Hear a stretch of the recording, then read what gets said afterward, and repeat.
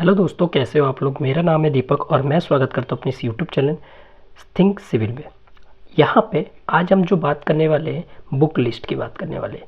कौन कौन सी book list होगी जो यूपीएससी 2025 के लिए हमारे लिए काफ़ी इंपॉर्टेंट होगी और इन बुक्स को पढ़ के हमें क्या फ़ायदा होने वाला है, क्यों हम अदर बुक्स को ना पढ़ें। अगर बुक्स की बात की जाए तो मार्केट में बहुत सारे बुक्स हैं, लेकिन एक्चुअली में क्या वो सारे बुक्स हमारे लिए उतने ही रेलिवेंट है क्या। अगर हमारे पास 100 क्वेश्चन आता है, 100 क्वेश्चन के लिए क्या आपको मिनिमम 100 किताब पढ़ने की ज़रूरत है या फिर 500 किताब पढ़ने की ज़रूरत है? नहीं। उन किताबों को, जिन किताबों को आप पढ़ रहे हो, उनको कहीं ना कहीं बार बार रिवाइज करने की ज़रूरत होती है। तो अगर आपने कॉन्सेप्ट को अच्छी तरह से समझ रखा है, फिर आपको दूसरे बुक की तरफ जाने की ज़रूरत नहीं है। अब मेरी बात करें तो मैं कौन से बुक को फॉलो करता हूँ और सलाह देता हूँ कि आपको भी इन चीज़ों को फॉलो करनी चाहिए। मैं सिर्फ 8 बुक को फॉलो करने की बात कहूँगा। कितने? सिर्फ 8 बुक को, जिसमें कि 8 बुक में आपके सारे कॉन्सेप्ट क्लियर हो जाएंगे। बस आपको काम क्या करना पड़ेगा, उन 8 बुक्स के अलावा कुछ एक्स्ट्रा चीज़ों को इंक्लूड, जैसे न्यूज़पेपर, एनसीईआरटी और आपको मंथली मैगजीन जो है फॉलो करना पड़ेगा, या मंथली कह लो या फिर जो पीटी 365 है उसको फॉलो करना पड़ेगा। ईयरली कोई भी एक मैगजीन उठा लो, सब मैगजीन अच्छी होती है। अगर बात करें इन 8 बुक्स में से, सबसे पहले मैं जाऊंगा एंशिएंट हिस्ट्री। आप देख सकते हैं इसकी हालत क्या हो रखी है। एंशिएंट हिस्ट्री यही है, ठीक है। इसमें जो है आपको अलग अलग टॉपिक मिल जाएंगे। टॉपिक के बारे में अगला वीडियो बनाऊंगा, उसमें डिस्कस करूंगा। आप देख सकते हैं इस तरह की जो है, इसमें सारे यूनिट वाइज दे रखा है। और ये है आपका तमिलनाडु की बुक है, जिसमें कि आपको इसमें कॉन्सेप्ट जो है क्लियर हो जाते हैं, यानी कि सारी टॉपिक आपको, एंशिएंट टॉपिक जो है वो आपको मिल जाते हैं। लेकिन इसमें भी कुछ चीज़ें आपको पढ़ना होगा, कुछ चीज़ें जो होगा स्किप करना होगा। वो चीज़ मैं अगली एक वीडियो बना के मैं आपको सारी डिटेल जो है हिस्ट्री की, ज्योग्राफी की, सबकी मैं एक डिटेल वीडियो बना के आपको प्रोवाइड करूँगा। तो ये तो बात थी आपकी एंशिएंट हिस्ट्री की। अब बात करते हैं मीडिएवल हिस्ट्री की। मीडिएवल हिस्ट्री की जो मैं फॉलो करता हूँ सतीश चंद्रा की अगर बात करें, ये बुक बहुत अच्छी है। अगर आपने एक बार भी कॉन्सेप्ट क्लियर कर लिए तो कहीं ना कहीं इसके कॉन्सेप्ट कहीं ना कहीं अदर एग्जाम, चाहे वो यूपीएससी हो चाहे पीसीएस एग्जाम हो, तो इसके लिए भी काफ़ी रेलिवेंट है। मैंने भी कितनी बार किया है और मुझे भी इसमें से मोस्टली जितने भी क्वेश्चन आते थे सारे मैंने कवर अप किए हैं। तो सतीश चंद्रा, और इससे एक्स्ट्रा पढ़ने की कोई ज़रूरत नहीं है। आप देख सकते हैं इसमें भी काफ़ी अच्छी तरीके से समझा रखा है, मैप बना के भी बता रखा है, मैप भी दे रखा है। तो आप इस बुक को जो है फॉलो कर सकते हो, रेफर कर सकते हो। अगला है, हम मॉडर्न इंडिया की बात करें। मॉडर्न इंडिया में स्पेक्ट्रम जो है सबसे अच्छी बुक है, क्योंकि इसके सारे टॉपिक तो नहीं पढ़ने होंगे, कुछ लिमिटेड टॉपिक ही आपको पढ़ने होंगे। उसकी मैं डिटेल वीडियो में आपको प्रोवाइड करूंगा, जैसे मैंने बताया था।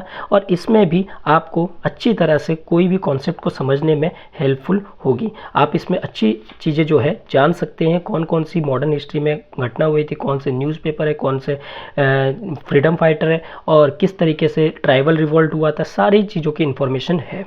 उसके बाद बात करते हैं Indian art and culture, Nitin Singhania की 4th एडिशन, अब तो 5th एडिशन आई थिंक आ चुकी है, तो आप इसको रेफर कर सकते हो। इस पर इंडिया आर्ट एंड कल्चर के लिए काफ़ी इंपॉर्टेंट है। और मोस्टली अगर देखा जाए 2-3 टॉपिक ऐसे हैं, 2-3 चैप्टर ऐसे हैं जहाँ से 100% क्वेश्चन जो है आपका यहीं से आ जाता है। मोस्टली जितने भी क्वेश्चन, अगर लास्ट के 3-4 साल या 5 साल के क्वेश्चन भी उठा के देखेंगे, 10 साल के भी, तो मोस्टली इसी से क्लियर कवर अप हो जाते हैं और एक्स्ट्रा बुक खरीदने की ज़रूरत नहीं है, ना कि आर्ट एंड कल्चर की कोई दूसरी बुक या कोई रेफरेंस बुक लेने की ज़रूरत है। तो नितिन सिंघानिया जो कि आपके इंडियन आर्ट एंड कल्चर के लिए इंपॉर्टेंट है।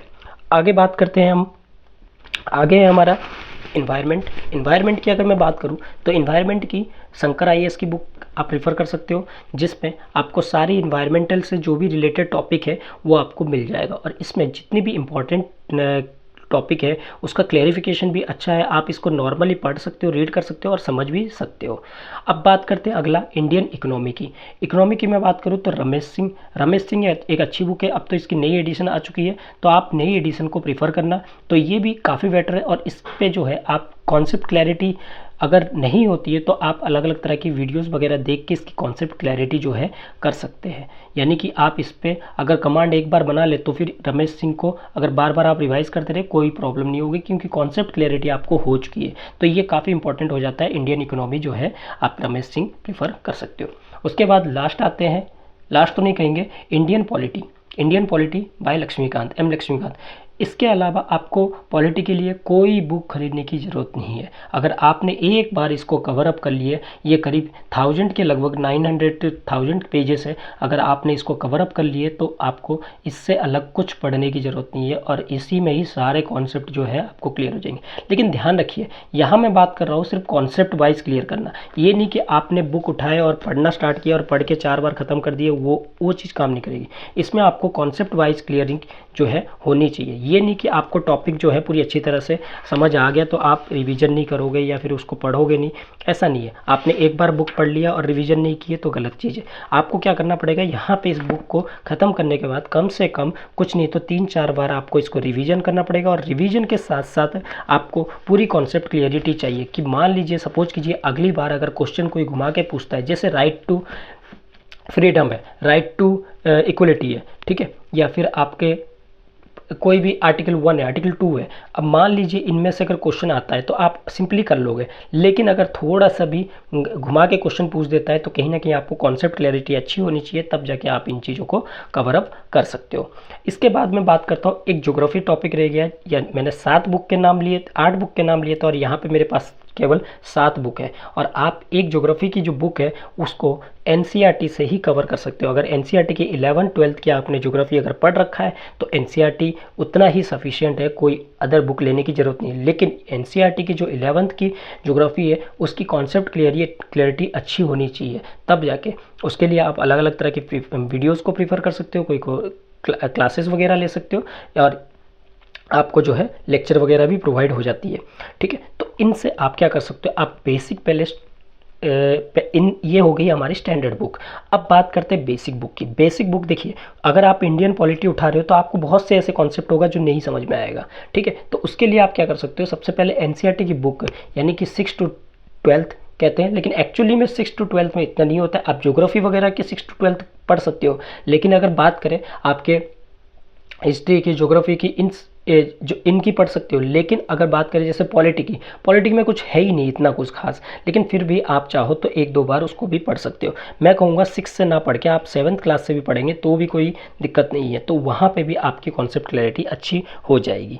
और इसके अलावा आप न्यूज़पेपर प्रीफर कर सकते हो। न्यूज़पेपर इसीलिए क्योंकि न्यूज़पेपर में डेली करंट अफेयर्स वगैरह जो है आपको अपडेट रहना होता है और इससे रिलेटेड कॉन्सेप्ट जो है हम सुबह सुबह मॉर्निंग में अपनी यूट्यूब चैनल पे भी डालते हैं कि न्यूज़पेपर एनालिसिस के बारे में, आप उसको जाके वहाँ से देख सकते हो। और प्लस अगर बात करें नोट्स मेकिंग की बात मैं किसी और वीडियो में बताऊँ, लेकिन एक छोटा सा एक सिंपली बता देता हूँ। नोट मेकिंग करने की कोई ज़रूरत नहीं है। इन सब बुक को अगर आपने पढ़ रखा है तो यही बुक सफिशिएंट है। मोस्टली कितने होंगे, 10,000 पेजेस होंगे ज़्यादा से ज़्यादा, या फिर 7,000 बुक होंगे, 7 to 10,000 पेजेस होंगे। और इनको नॉर्मली आप अगर दिसंबर तक ख़त्म कर लेते हो, अक्टूबर नवंबर तक ख़त्म कर लेते हैं, मैं मान के चलूँ दिसंबर तक, तो आपके पास रिवीजन करने का सफिशिएंट टाइम बन जाता है।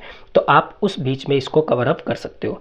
उसके बाद अगर बात करें एनसीईआरटी को शुरुआत कहाँ से करें, एनसीईआरटी जो है शुरुआत आप 7th क्लास से कर सकते हो, उसके बाद पढ़ते पढ़ते आप 12th क्लास तक जा सकते हो। लेकिन उसमें आप जो है एनसीईआरटी के नोट्स वगैरह थोड़े बहुत बना सकते हो, क्योंकि एनसीईआरटी के नोट्स कहीं ना कहीं काम आते हैं और वो लाइन टू लाइन आपको पढ़ना ही पड़ेगा, ठीक है।